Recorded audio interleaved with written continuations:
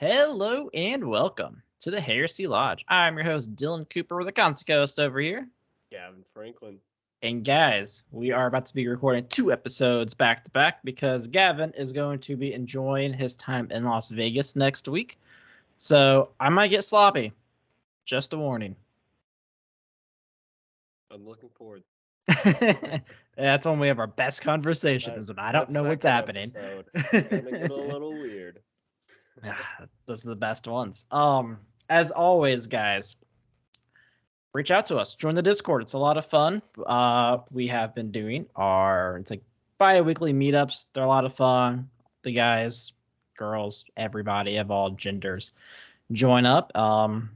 People just shoot the shit, talk hobbies. Some are on video, like doing their paintings and stuff. It's really cool. We've both been on a couple of them. I've had a good time every time. So yeah, get in that. You can find our Discord pinned to our Twitter at Heresy Lodge. You can always email us at theheresylodge@gmail.com. On our Twitter, we do have tips enabled. If you feel like contributing to the podcast, please feel free. Never feel obligated to do so. Everything comes back into the podcast. You can always leave a comment on YouTube. Also, if you're on YouTube, please like, subscribe, hit the bell. If you are on YouTube, you should get on YouTube and do those things for us because it helps us out. Yeah. Speaking of the hobby meetups, they allowed me to finish my Zangors. I now have all completed Zangors. It's nice. Got like a decent amount of Thousand Suns paint. I got like 27 models painted. Nice. I just got my combat patrol for my Grey Knights. My last bit of Grey Knights to build and paint, and then I will have every combination of the army I would want. Until so they come out really with excited about it. Yes, and then it's gonna be like you actually have to have like 13 rhinos. I'm like, what the fuck? This is the only way this list works. And that's gonna be my luck. That's what's gonna happen. But guys, we are going to be continuing off of last week, which we were reviewing Garro Part 1.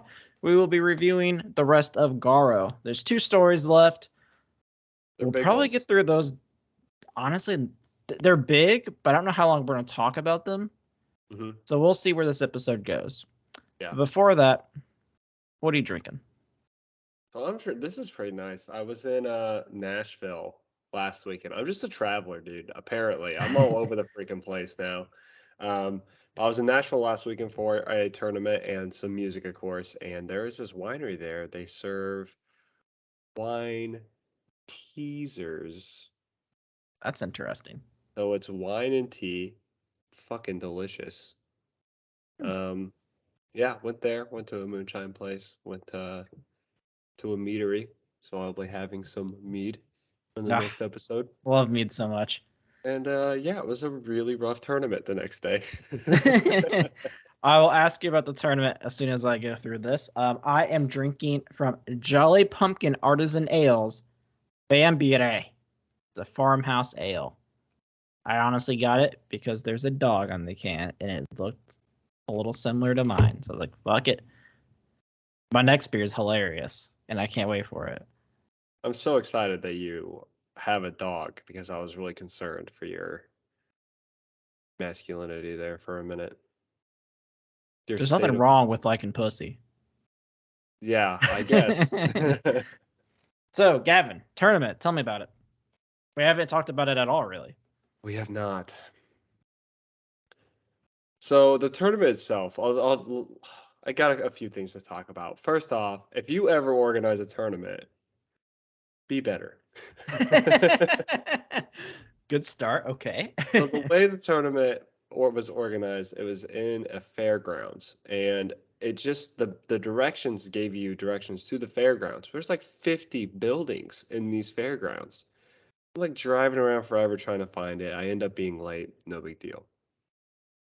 I won the first 3 matches, and it was a 3-round tournament, which always kind of sucks when you only have 3-round tournaments, but that's how RTTs are.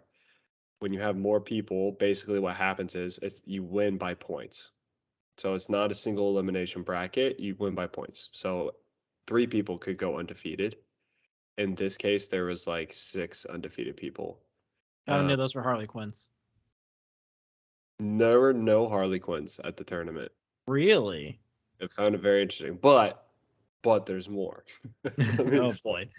So, turns out the people who organized the tournament, really nice guys. I'm not trying to bash their tournament anyway. This was kind of something that was unexpected to them. Um, they're all part of the same team. So they are the other 5 who went undefeated. Oh. Yeah, there was more than 5 of them. I actually faced 2 of them in the first 2 rounds. So after the first 2 rounds, there were 6 undefeated.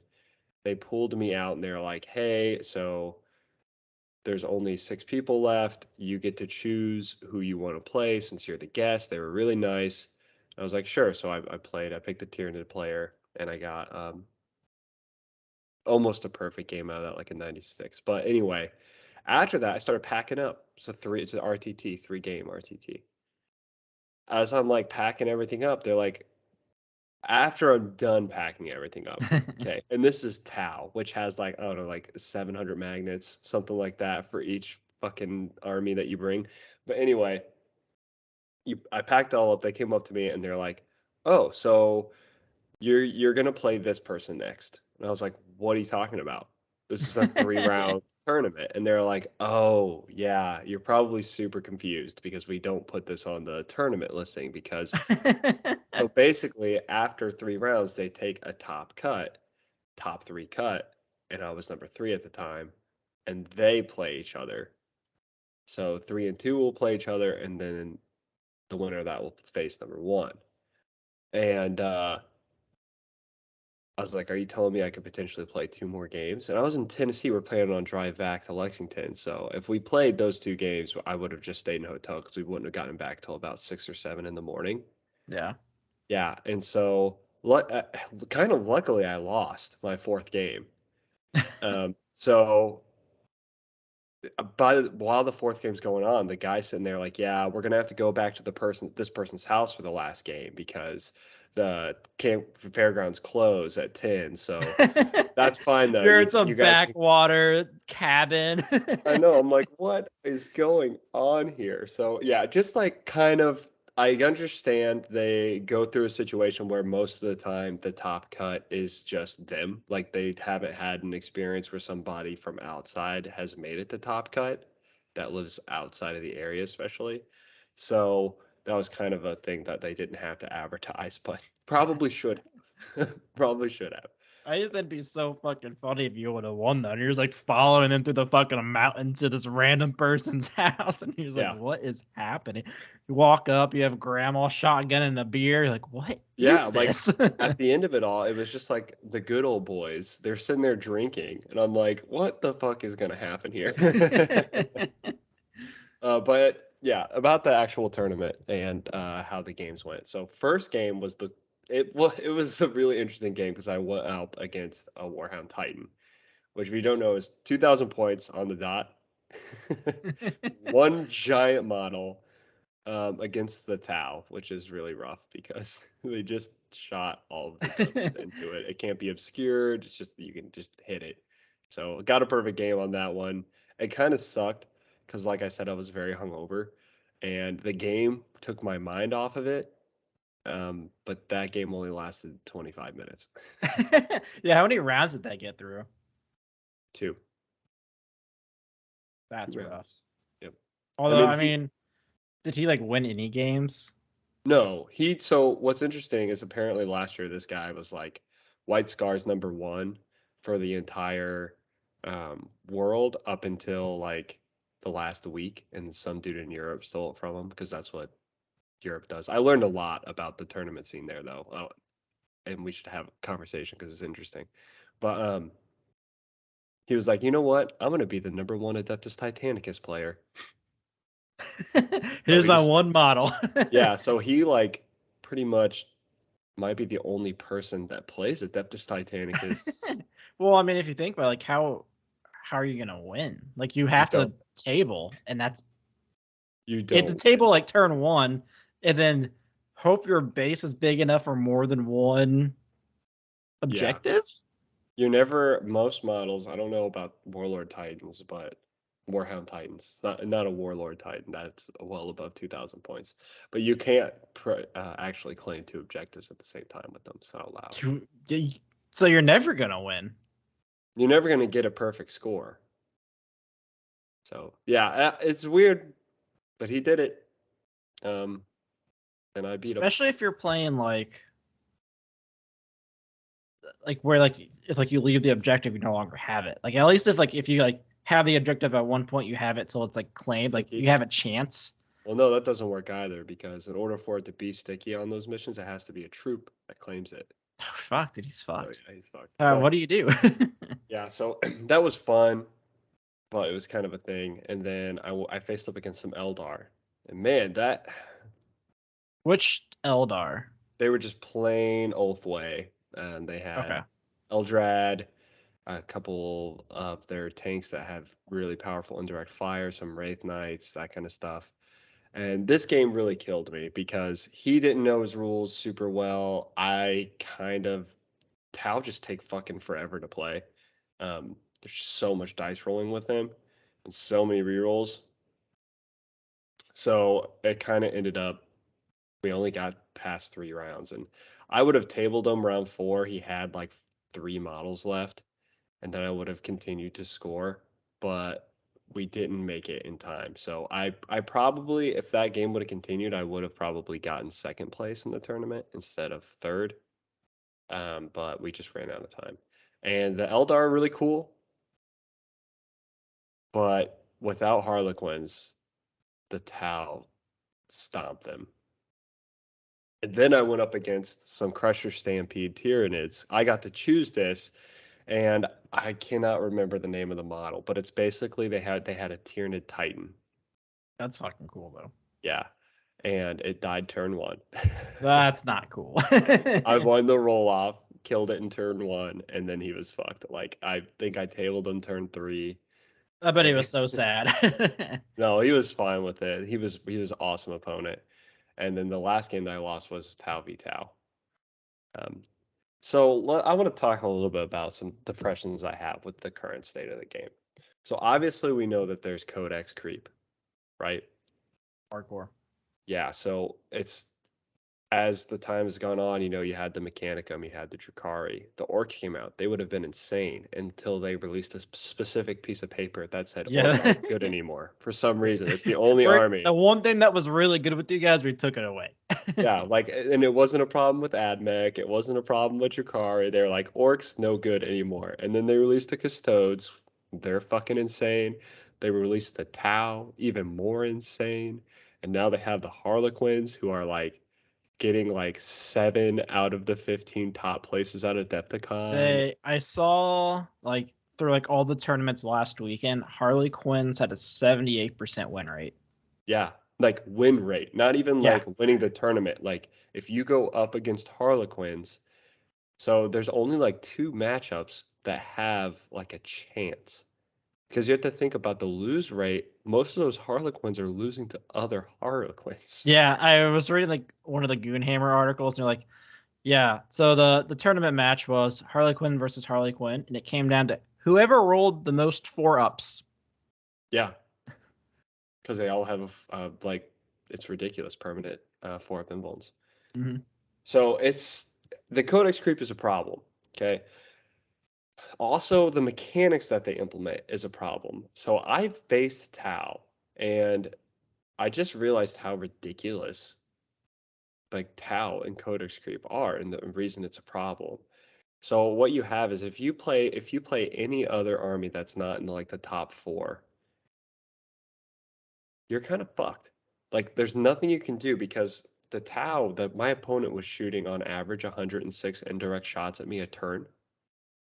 So they just planted themselves in the middle. There was nothing I could do to avoid. I couldn't hide from it.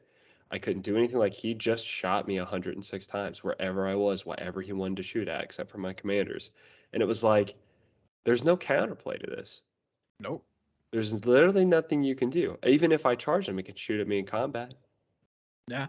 It's crazy too. My Grey Knights, they were winning games 3 months ago. Now, 29% win rate or something stupid.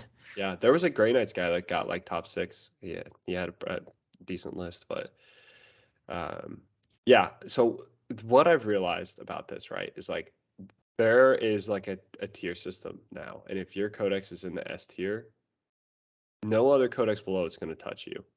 It's just not That's going to stupid. happen. And I think that's a really poor state to be in. And then you look at the top tables. I was facing Crusher Stampede. Do you know who wins in Tau versus Crusher Stampede? Well, I mean, you ended up winning. It's literally whoever wins the roll off to go first. Think about this. If I shoot 109 indirect shots at my opponent and they shoot 109 indirect shots at my opponent, it's all about who goes first. If the Harlequins get to advance and charge, and I get a ridiculous amount of shots to blow them up initially, and they're all indirect fire, it's all about who gets to go first. So all this crazy codex creep is putting more and more emphasis on the first turn roll off, which is literally just a 50-50 shot at winning. Yeah. Like if that Crusher Stampede Tyranid Titan went first, would have killed my hammerheads, would have been a really good position on the board. Like it would not have been fun for me. Not have been fun. But I got lucky on the roll off, so he died turn one. He couldn't get his psychic powers off to protect it. He couldn't do stratagems at certain phases to protect it. It was just like what the fuck are you gonna do? Yeah. And that's what I think is really depressing right now. There's no counterplay. It's emphasis on whoever wins the roll off. And you just have like all these crazy like advancing and charging. Oh, you mean like white scars? Yeah, but they also have every other rule in the book. Yeah, -1 to Yeah, I hit. think like I saw that now like Eldar basically just be like 22 inches Yeah, just it's from all the things really that they have. it's not fun. It does like I understand like take it back a year. You bring AdMech to a non-competitive, just fun time. People might get a little like shitty, whatever. But now, if you brought Harlequins, if I brought my Tau army to just a fun game, people would be pissed. Yeah, you know what They'd be really like, "This sucks is too? Like fun." I like really thought about Harley Quinns because of the Joker theme. Now I'm like, I'm just gonna do like regular Eldar. Yeah, A little less oppressive. yeah. I mean, it's fine to take these to tournaments, but it's so weird because like you go to a tournament like the one I went to, there's 30 people, right? Basically, what happens is 24 of those people they're gonna lose because they don't have the top lists. There's nothing they can do about it. Like there's always these like ridiculous like an Ultramarines player made it into top list at the Adepticon top 16, and then he lost round one in top 16, and it's like maybe saying one person got into top 16 isn't a good enough statement to say your game's balanced.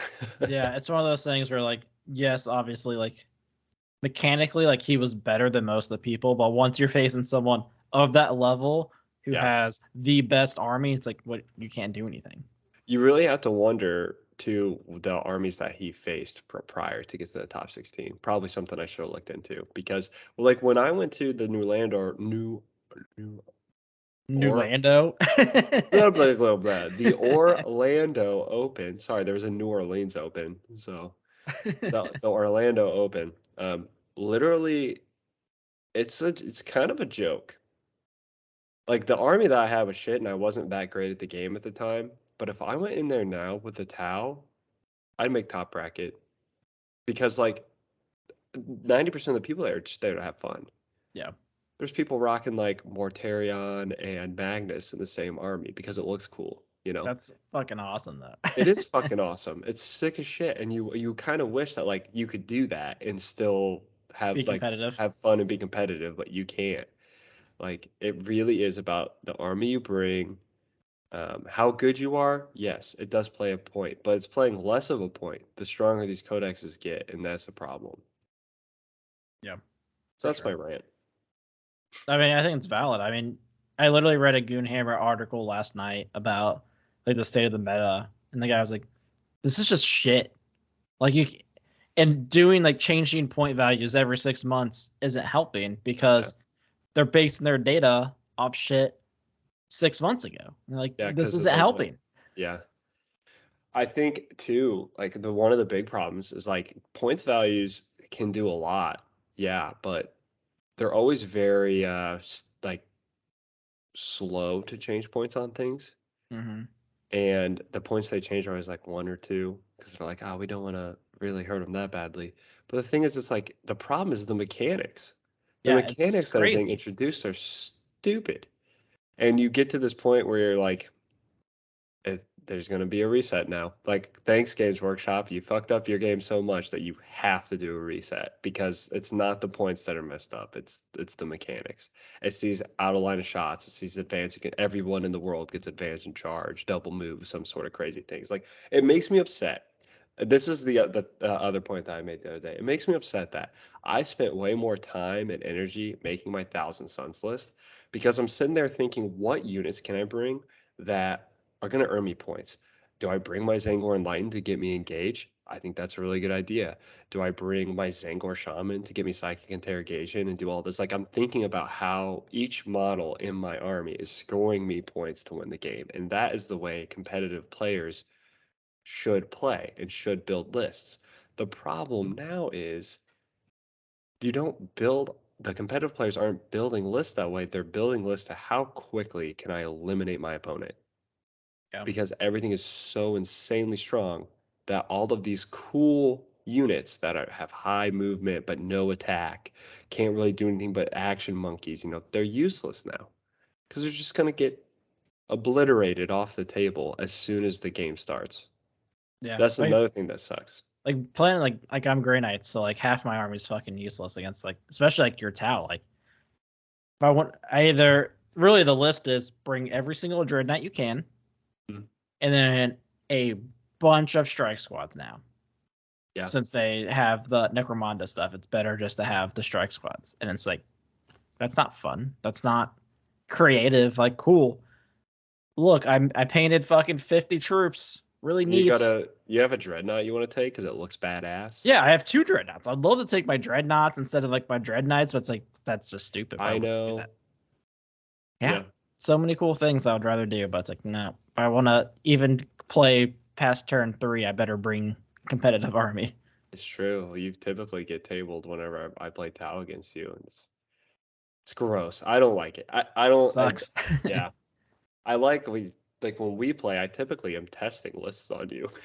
I know. It's like, well, my guys have no invuln saves. It's all like 3 ups. Yeah, you think about the amount of shots that Tau can put out, and all of those battle suits. If the player smart has a 4-up invuln save, cool.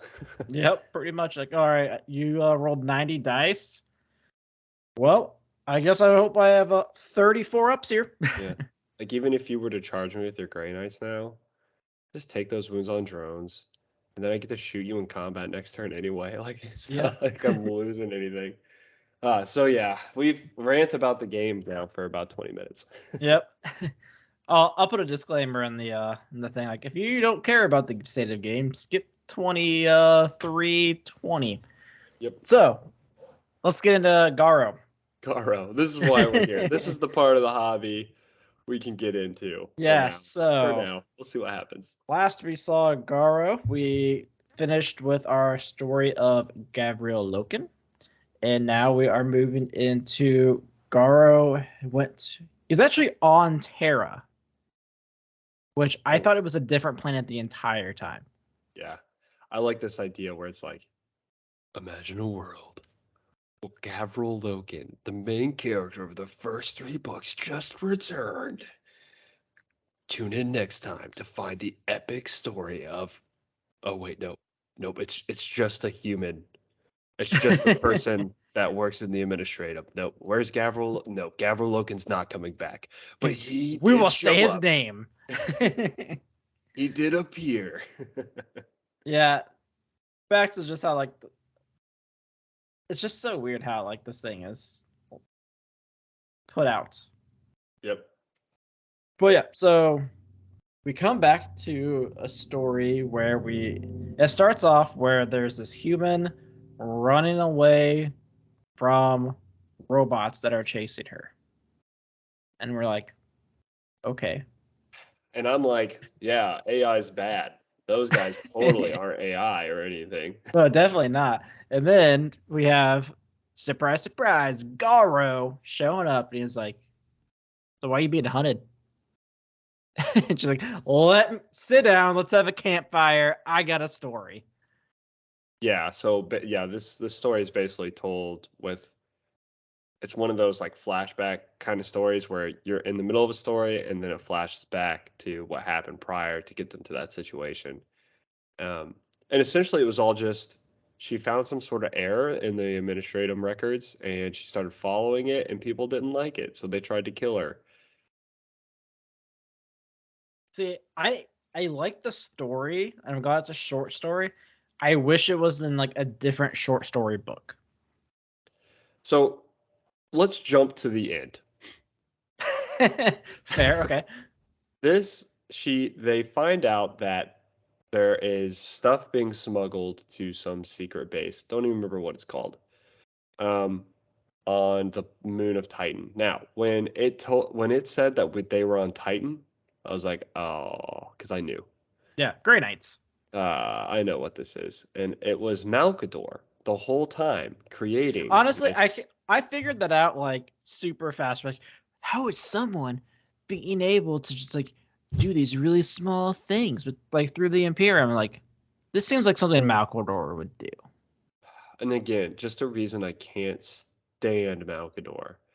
The concept is like, we don't want people to know that the secret base exists. So when like this person finds out, gotta kill her. Do you? Yeah. Also, so just kind of like a refresh of like her story.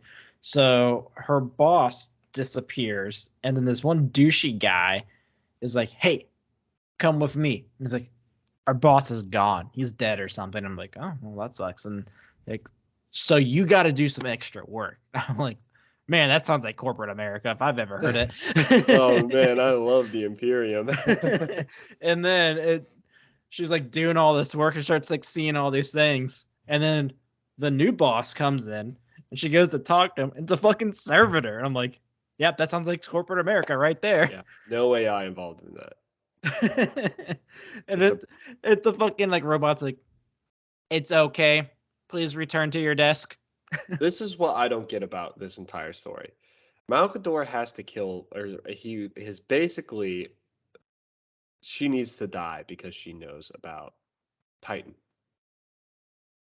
But all these other fucking people know about Titan.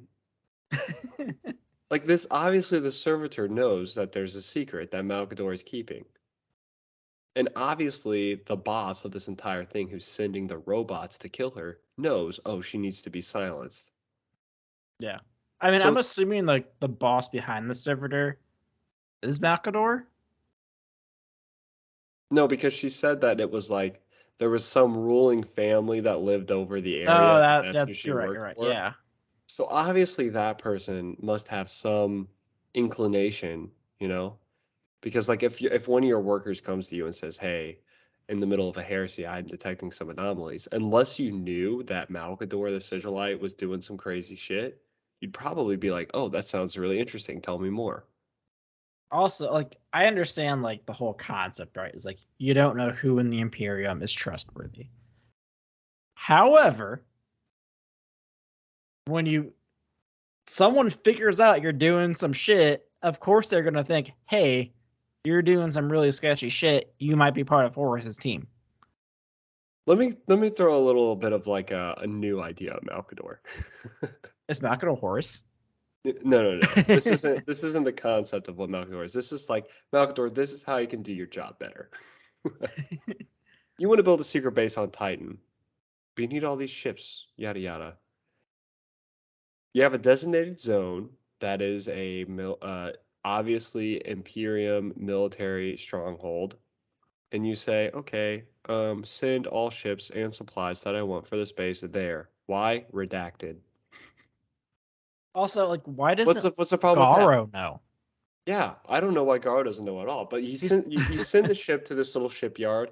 Then you have your goons. He obviously has Mechanicum goons because he can trust them. yeah, The it's Mechanicum's servitors, super man. trustworthy, yeah. So the Mechanicum goons, they take the ship and they fly it to Titan. No one needs to know about it. Why is he trying to convince slowly through like the small traces of things that trying to get a ship to fly the Titan. Why? You're on your side. You don't need to be that weird about it. Yeah. Just send it to a place, a military establishment, and say we are taking this for military purposes. Fantastic. I mean, they're basically reconstructing the entire fucking world into a fortress. I think the administratum understands at this point. And Dorn's sitting there like staring at the things like that fucking Malcador again. Yeah, Dorn definitely knows. Yeah, I mean Dorn somehow knows everything and just like doesn't act on it, which is kind of crazy to me.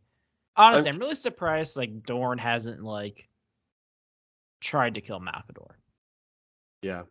I'm curious, how many celestial bodies do you think there are in our solar system?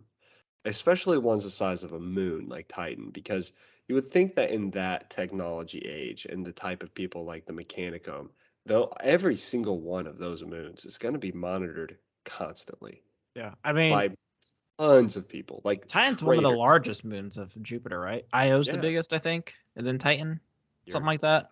idea. You sound right. I'm gonna look it up because it's gonna bother the fuck out of me. Sizes of Jupiter's moons. I'm thinking way too conceptually about this, but all I'm saying is the whole thing is just very strange. I feel that a lot with the Garro books. But yes, so it ended up being Malcador, and they decided to keep that girl, the administrative girl, on to work for the Knights. But yeah, Malcador was keeping the secrecy of the base from the Knights as well, which doesn't make a lot of sense because they were all going to live there eventually. So I don't know. I don't know, but he kept it from Garro. And that's that story. Yeah. One thing. So as we've been like starting to learn about the Grey Knights, I went back to look at like the founders again, since found out that the Knight Errants are all Grey Knights, which fucking blew my mind. Hmm. The Luna Wolf that we saw in Outcast Dead appears again because he is one of the founding members. You know, I And we really see him in wanted. Vengeful Spirit. Oh, we do? Yeah, I actually just saw him. I was like, oh shit, that guy. I really need to take. There's a short story, but it's an audio drama um, called The Wolf's Hunt, which is the story of Nagasena from the Outcast Dead chasing that Oh, guy. Severian? Yeah. Interesting. So it was supposed to obviously be listened to before all of this, or at least during this time. But like, it's an Fucking game audiobook workshop. exclusively. And apparently it's really cool. So I don't know how long it is. That's why I'm very cautious about starting it. I don't want to open it up and be like an 8-hour audio drama. I'm like, fuck, I don't have time for this. Yeah, I So feel that. I feel like I'm just like always like trying to like find time to do like other things. Like, I really need to read, but I really want to build my shit. I really need to paint my shit, but really I need to really need to pay. read. Yep, that's my life in a nutshell as well. But yeah, that's that story. I don't think there's too much more we need to talk about that with. But kind of interesting. The Yeah, I'm trying last to think if one, anything happened in it that like mattered at all. I don't think so. Other than we know like Garro really does not trust Malcador.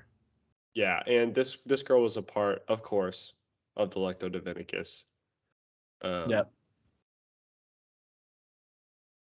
yeah. Also, I So think it's hilarious at the end of this. Fucking girl gets her a job at Titan. They go from trying to kill her to like, you figured us out. Here's a job on this fucking random ass moon that no one's coming to. you know that scene at the end where Malcador is like, "All right, Garro, kill this girl. She knows too much." He literally tells Garro to kill her. It just reminds me of the scene after Gavin when they're carrying Horace's body through the crowd of remembrancers and like deckhands through Mm-hmm. the vengeful spirit, and Torgadon and Garro and Axamon and Ahriman, or not Ahriman, Abaddon, they like kill people, Yeah, they're just crushing to death. and it was a huge thing. Like, like it was a really big thing. The officer wanted them to be like killed for that. They were like treason of the emperor, yada yada, all that shit. And We had that was like, Carcassy in his poems. yeah, Saying how and like disgusting it was. that was when a Primarch was dying. Yeah. This is Malgador just like, yo, kill that bitch. I don't really want to deal with her. I'm like, she figured me out too quick. This seems pretty evil. Like when you compare the evil in the first two books with Carcassy's poems and stuff like that, being like, this is the way things are, yada yada, and this is what's messed up. Like that's not even a blink of the eye anymore. That's fine now. Like, yes, Malgador can order a Space Marine to kill a human. No one blinks an eye. That's okay. It's for the Imperium. That's It's just right. it shows me the level of extremism the heresy brought onto the Imperium and how terrible it is now, even just like 2 years after the heresy, than it was before. Yeah. So, last story. Garro tries to find Saint Celestine. Is it Celestine? Yes. I don't know. No scar, fucking Euphrates Keeler. Keeler. It's Saint Keeler. Yeah. Celestine is like a legitimate Which I guess like model. just like go back to like the last story. The reason he was like where he was, Garro, he was looking for Keeler. And then just stumbled upon this shit. Because he feels that he has a lack of purpose. Yes, and he thinks that she will provide him purpose again. If he finds her, the purpose is restored. Which doesn't make sense to me. I mean, you're going through a fucking civil war, and like, you think your purpose would be like, hey, I should fucking kill my dad, who's a piece of shit. That makes sense to me. And I'm not, advocating for everyone to kill their dads when they're pieces of shit, but Garro had a good reason. Mortarion's like an extra level piece of shit. Like when your really dad commits genocide on your brothers, like you have enough brothers for it to be warranted as genocide. It depends how many brothers, though, for sure. Like if it's more than like 5, like When it's like 90 to 100, like oh yeah, it's a little fucked. And they had like a few thousand. That's just genocide. But yeah, so Garro's character, this is why I'm not a big fan of him, because the story, like you said, doesn't make a lot of sense to me. Because it's like you're a gene-enhanced super soldier with the Malcador sigil, with the Malcador, with a Malcador, and it's like I don't have purpose because this woman hasn't given it to me yet. Okay. So he's searching for some pussy. For some women. And Malcador shows up and is like, look, if you're gonna do this, I can't have you walking around with my sigil, so give me your armor and you go out on your own, basically is what he does. He gets PTO. The only Space Marine in history to ever receive PTO.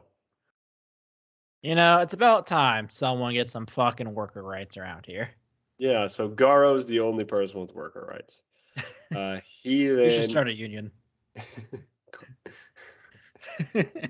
He starts tracking Euphrates in the desert, and he comes across like a bunch of like murdered civilians who were clearly part of the Lecto Divinicus, and they're like deformed corpses. And like a lot of them are just like ashes. Yeah. And that's when Sigismund shows up. We haven't seen Sigismund for a while, and he's like, "Yo, Garro, I also want some." I expected this like realization that they're both into believing like the god is an emperor, the emperor is a god, to be like way different. But it was just like, yeah, I really need you to protect Euphrates Killer because I can't do it, and I have reasons. See ya. Yeah. And then he was like, and if you don't do it, I'm gonna kill you. Yeah, like the whole thing was fucking weird. Like I expected them to be like, holy shit, you think the same thing?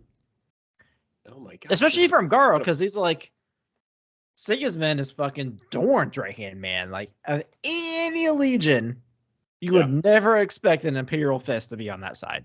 You would expect like a cooler reunion kind of thing out of them. Yeah, it'd be like, holy shit, like we both believe this. I like how did like maybe like ask him like how did you like what like made you believe in this? Like some type of like story because like we just have Sigismund like, oh, I totally They're believe both April's a just god. like, they're both sitting there thinking in their mind, pussy. And we like the same one, so we hate each other, but understand each other. So you go get her, champ, because I can't. That's a good wingman right there. So he gives them the little tracking device of data, and Garro tracks him down on some like satellite system. Yeah, something like that.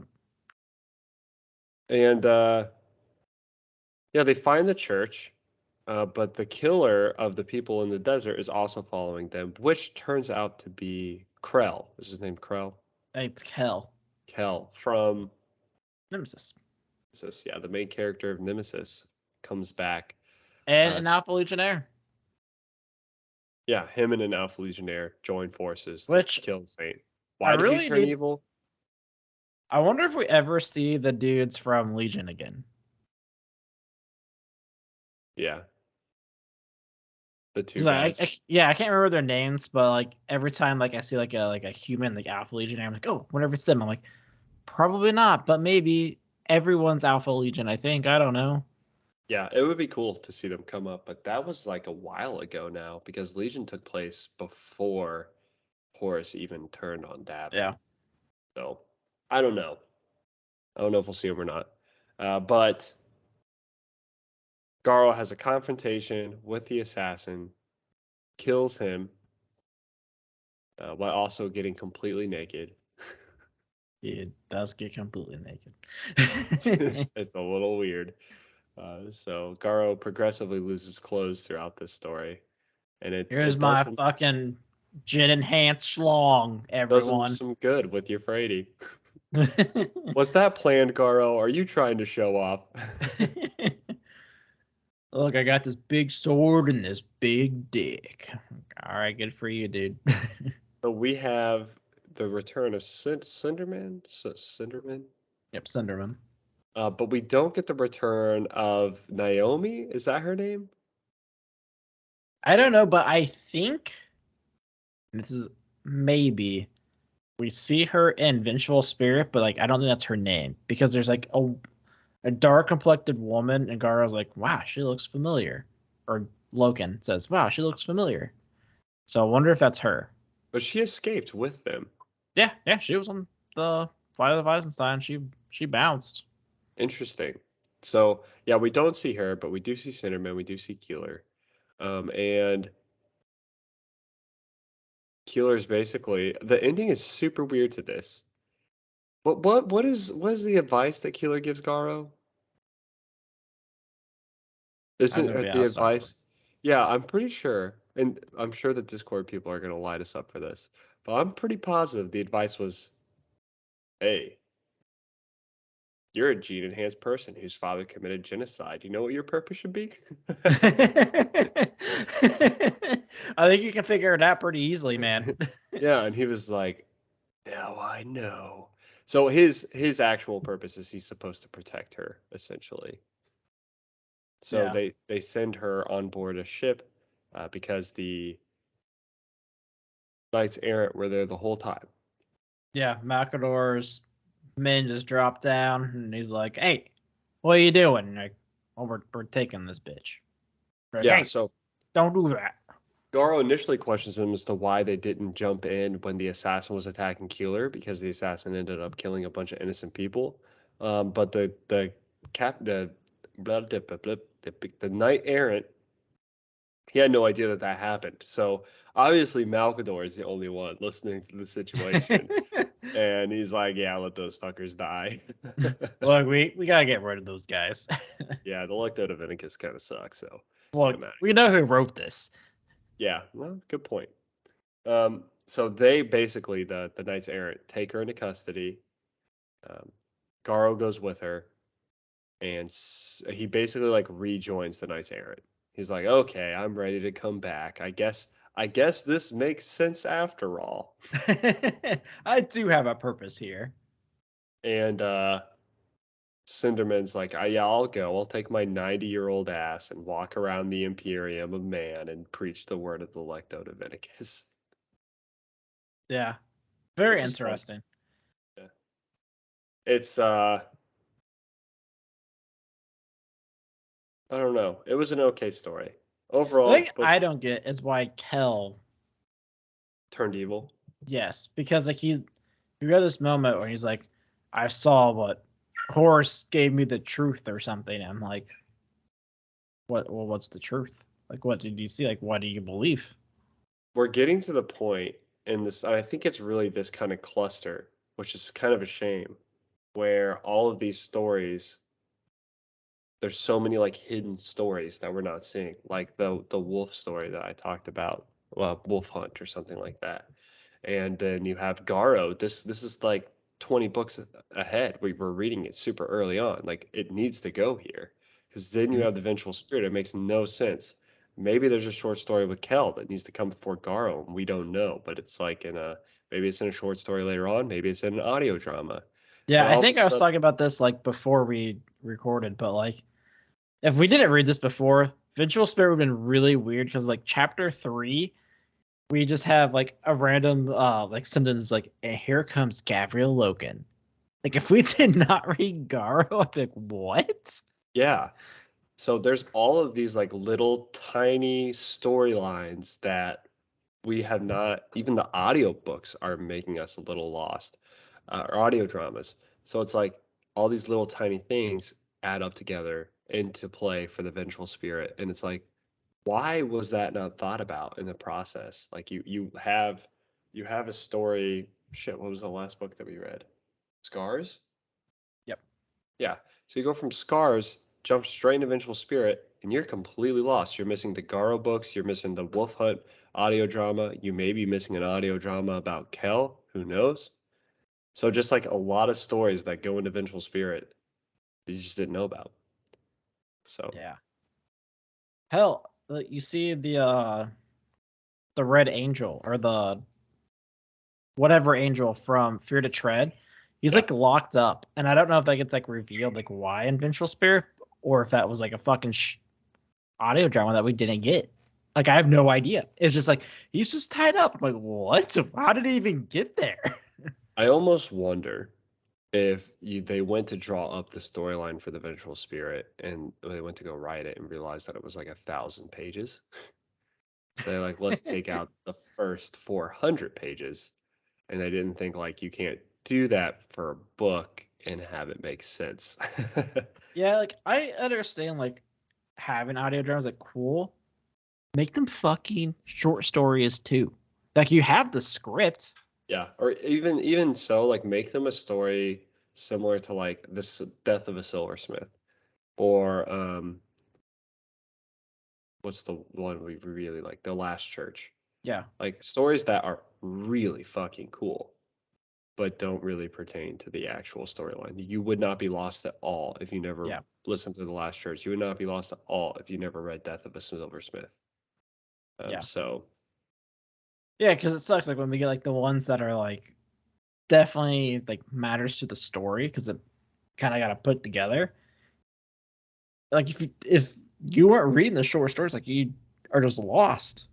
yep, Like I can't wait till the next Dark Angel, like actual Dark Angel book, and Nimiel's just gone, and you'd be like, well, what? Where yeah, the hell is Nimiel? yeah. I remember when we first started this, we were talking about how the Dark Angel books you can kind of read sequentially without actually touching the heresy. Nope.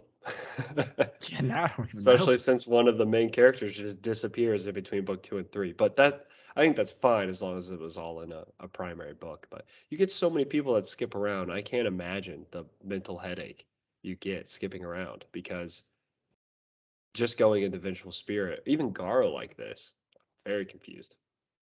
Yeah, like if you read like the first 5 books and then you went to Scars, like why is the Alpha? No, maybe not the first 4 books, and then you go to Scars. Like why is the Alpha Legion attacking the fucking Scars? Why are they attacking the fucking Space Wolves? What is happening? Yeah, strange. It's all weird. But that's Games Workshop. We still have 10 minutes before we hit our hour mark. We'll just make this one shorter. About to do a whole nother one. Next We one are is about our to do. special episode next week. I saw a lot of this beer to drink though. Sounds like a you problem. It is a me problem.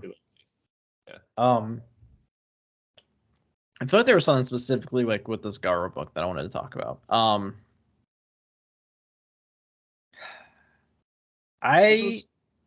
Good. This was kind of a rough read for me. Because you kind of get the situation where you have short stories that are really long and really short. And I kept finding myself rooting to get a shorter short story, but also not rooting for it because then that means there'd be more before the book was over. See, this I know I think it was Salamander's book where like we actually started getting like short chapters. Yes. I wish it I wish every author fucking followed that because we get the Vengeful Spirit again and it's like at least 20 pages again. I'm like, please give me like a 12-page chapter. Like, I don't need 3 chapters in one chapter. Yeah, it makes it a pain in the ass. Nick kind of does a really good writing structure. Big fan of how he does it. I just don't understand like why they try to force like literally the chapters has 3 names. Obviously, you have 3 chapters there. Break it into 3 chapters. And it makes these short stories a little more difficult because they're like 100 pages. Especially like the last 2. The last 2 were really long. They were tough to read, in my opinion, just because it was like, this is not super interesting. It's following Garro's story, who's a character I'm not particularly interested in. Neither of them really have bearings on the other one. And I'm just looking for like little specks of gold that are going to mean something later on in the series, which may not ever happen. Like I already knew that the Grey Knights were on Titan. Malcador could have just said that, and I would have been like, okay. Instead, we had a 200-page short story about finding Titan. And I'm like, what if Malcador was like, you guys are going to live on Titan. I've built a base there. That would have been okay. Well, yeah, I mean, I don't know if we see any Grey Knights until Buried Dagger. And then that's when I assume what we see what happens with Titan. And I'm not gonna. This isn't even really a fucking spoiler, I guess. But like before the heresy even happens, fucking Malcador just shoves Titan into the fucking warp. So the Grey Knights don't even like show up in the siege. So it's almost like, what was the point? Well, I'm interested to see why he does that or what happens with that, but it seems kind of cool. I'd be down. Then it makes you also wonder, like, if Malcador is a super like powerful being, and we have not seen him do like anything other than be a dick. You know, I get the same vibe from the Custodes. You know, I guess you're not wrong. We had the one Custodes and First Heretic weren't bad. But They're the only ones with any fucking character. Any personality that's not just like, I'm a dick. Like the Custode in oh my god, Outcast Dead. Terrible. He also got killed by a fucking naked world eater. Like, what the fuck was that? And then you get the Custode in this story killed by White Scars. And he's this huge dick. It's like, man, now like the Emperor is surrounding himself with the biggest douchebags in the Imperium. Maybe the Inner Imperium is just a fucking frat house. That's what it seems like. It literally seems like a frat house. And then whenever somebody tries to join the party that's not in their frat, they just kill them. I mean, honestly, isn't that what a frat party is like? Pretty much. Just stay out of those dungeons. Yeah. No, they got some weird dungeons. That's when it gets real Emperor's Children. So that is also Greek life in college, guys. Be wary for those that are in school. Be wary. Especially in those basements. Scary basements. I've been in a couple. They're scary. Yeah. I remember we were at I don't know if did you ever go to a party with me at Butler? I did not, luckily. Yeah, well, one of the frat houses, their basement is literally called the Rape Dungeon. Ooh. So Nice. Yikes. That was That's a wholesome. thing. Yep, I went there and I was like, I see why this is called that. Scary times. I'm ready to go. But All yeah, right. that is our review part 2 of Garro. Really, that was us bitching about the state of the meta of Warhammer, and Bitching about Garro. We did a lot of bitching. Like, I feel which is like weird because I like Garro. it's been a rough day, rough week at work. I just wanted to bitch a See, I've little had the bit. opposite. I just started a new job, and this has been a great fucking week for me. Terrible. I hope it goes worse next week. Oh, that's fucked. All right, guys. We will be back next week with our Shoot the Shit episode. We are going to be revisiting Primarch rankings. I am going to go on a rant, I think, about character deaths and the lack thereof. I'm excited for that talk. Did you want to talk more about Macador? Yep. Okay, we're gonna have some Macador talk. Was there anything else we want to hit? No, I think we're good. Cool. So next week's gonna be great. Sorry this episode's not the best, but we'll make it up to you guys. Typically, the second review typically gets low reviews anyway, so only like 5 of you are going to watch it. We're just here True. to waste your time. And they're all Daniel. They're all Daniel. Or it might be your mom. I don't know. I'll take either one though. Maybe So Daniel guys, is my mom. honestly, I could see it. Your mom's very creative. I can see it too. So guys, as always, join the Discord, hang out with us, shoot the shit, give us critiques, all the things we take to heart. That's how we get better. So find the Discord pinned to our Twitter at Heresy Lodge. If you want to contribute to the podcast in any way, shape, or form, we do have tips enabled on there. Leave us a tip, and it'll go back into this. If you're on YouTube, please like, subscribe, hit the bell. If you're just listening to us, you most likely have a YouTube account. Please just go and subscribe to us. It helps us out a lot. Email theheresylodge@gmail.com. If you can't get on the Twitter and find the Discord link, tell me in literally any of the other ways, and I will give it to you. But that's it. We'll be back next week for you for our Shoot the Shit episode. You guys have a good one.